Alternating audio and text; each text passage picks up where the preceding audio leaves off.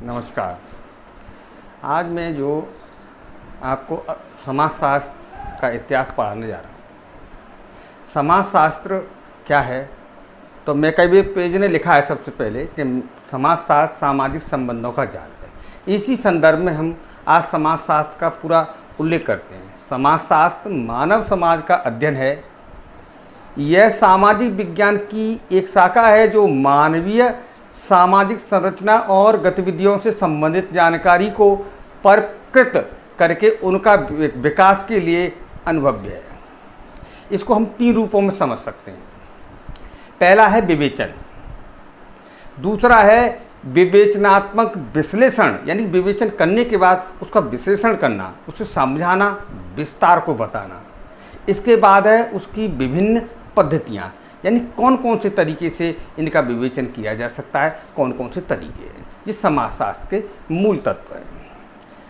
इस तरह की तमाम चीज़ों का ये उपयोग करता है। अक्सर इसका ध्येय सामाजिक कल्याण के अनुसरण में ऐसे ज्ञान को लागू करना होता है जिसे समाजशास्त्र की विषय वस्तु के विस्तार, आमने सामने होने वाले संपर्क के सूक्ष्म स्तर से लेकर के व्यापक और समाज के बेहतर स्तर तक है। समाजशास्त्र पद्धति और विषय वस्तु दोनों के मामले में एक विशिष्ट विषय परंपरागत रूप है से इसकी केंद्रीयता सामाजिक स्तर में विद्यमान है।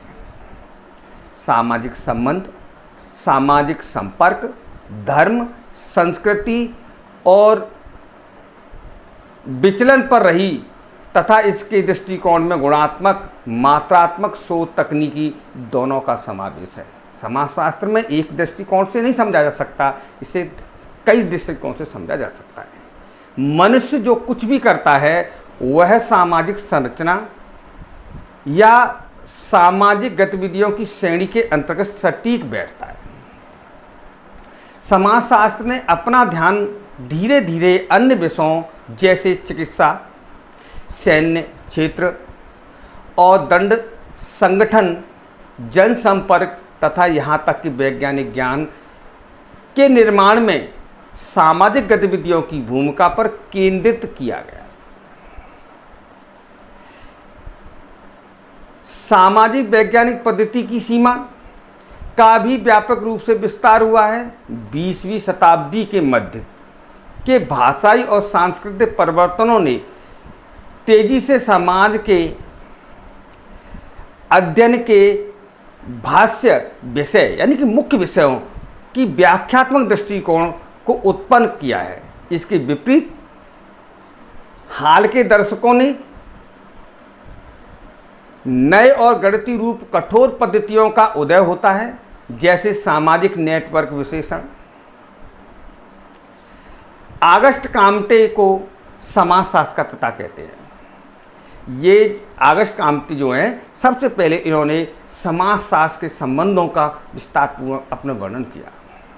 समाजशास्त्र तर्क इस शब्द की उत्पत्ति तिथि उचित समय से पूर्व ही बताते हैं, यानी उनकी जो उत्पत्ति का विषय वो पहले से ही है। आर्थिक, राजनीतिक और सांस्कृतिक प्रणालियों सहित समाजशास्त्र की उत्पत्ति पश्चिमी ज्ञान और दर्शन के संयुक्त भंडारों में आदि समाजशास्त्री है। इसी को प्लेटो के अनुसार, प्लेटो ने भी समाजशास्त्र को सामाजिक अध्ययन, सामाजिक संबंधों के अध्ययन कहा है। 14वीं सदी का उत्तर अफ्रीका अरब विद्वान इब्न खलदून था, जिसने मकदीमा सामाजिक एकता व सामाजिक संघर्ष और सामाजिक वैज्ञानिक सिद्धांतों को आने लाने वाली पहली कृति थी। जो कृति का जो मैंने अभी नाम बताया वो सबसे पहली कृति है। इसी संदर्भ में वेबर और जे.एस. ने भी अपना विचार प्रस्तुत किया। दोनों ने कहा, समाज विज्ञान के क्षेत्र में अपने व्याख्यात्मक आगुओं में रहा है। हमेशा समाज में रह करके समाज की जटिलताओं का वर्णन किया गया है। एक व्यवस्थित प्रक्रिया जिसमें एक बाहरी पर्यवेक्षण एक विशेष सांस्कृतिक समूह अथवा स्वदेशी लोगों के साथ उनकी शर्तों और उनके अपने दृष्टिकोण के हिसाब से जोड़ने की कोशिश करता है समाजशास्त्र। विशेष रूप से सीमेल के कार्यों के माध्यम से समाजशास्त्र ने प्रत्यक्ष डाटा संग्रह या भव्य रचनात्मक कानून की निरतवाद प्रणाली से परे प्रत्यक्ष रूप प्राप्त किया है। जीवन भर सामाजिक अकादमी से अपेक्षाकृत पृथक रहे सेमेल व काम्टे या दुर्खिम थे। अपेक्षा घटना क्रिया विज्ञान अस्तित्ववादी लेखकों का स्मरण दिलाते रहे। आधुनिकता का स्वभावगत विशेषण प्रस्तुत किया है, जिन्होंने सामाजिक व्यक्तिगतता के लिए संभावनाओं और स्वरूपों का विशेष तौर पर ध्यान केंद्रित किया है। उसका समाजशास्त्र अनुभूति की सीमा के नियोकार्टियन है, यानी कि हम कह सकते हैं कि सामाजिक सीमा से अलग है।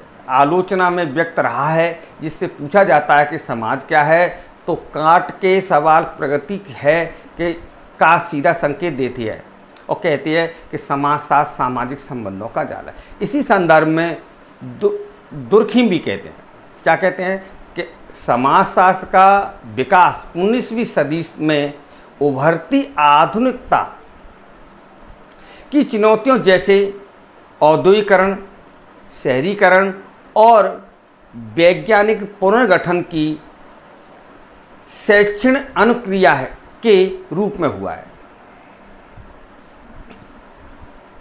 यूरोपीय महाद्वीपों में इस विषय पर अपना प्रभुत्व जमाया, वहीं ब्रिटिश मानव शास्त्र ने सामान्यतया एक अलग पथ का अनुसरण किया, अलग एक रास्ता बनाया। 20वीं सदी के समाप्त होने तक कई प्रमुख समाजशास्त्रियों ने एंग्लो अमेरिकन दुनिया में रहे काम किया, शास्त्रीय सामाजिक सिद्धांतों में शामिल रहे। Alexis de Tocqueville, Vilfredo, पेट्रो, कार्ल मार्क्स इत्यादि ऐसे तमाम ऐसे सामाजिक समाज सुधारक सामाजिक अध्ययनकर्ता थे जिन्होंने समाज का अध्ययन किया। इनमें और भी कई नाम हैं, जैसे Herbert Spencer, George Simmel, George हर्टबीट्स, Charles Cooley, Werner Sombart, Max Weber इत्यादि।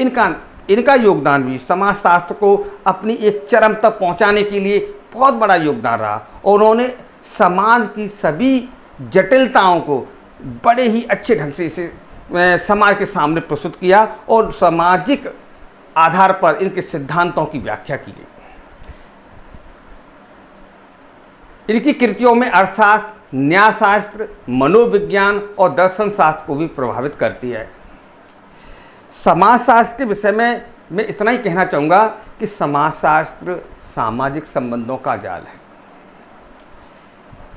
जिस तरह से एक परिवार को समझने के लिए हमें उन संबंधों को समझना बहुत आवश्यक है, जो संबंध परिवार को निर्धारित करते हैं।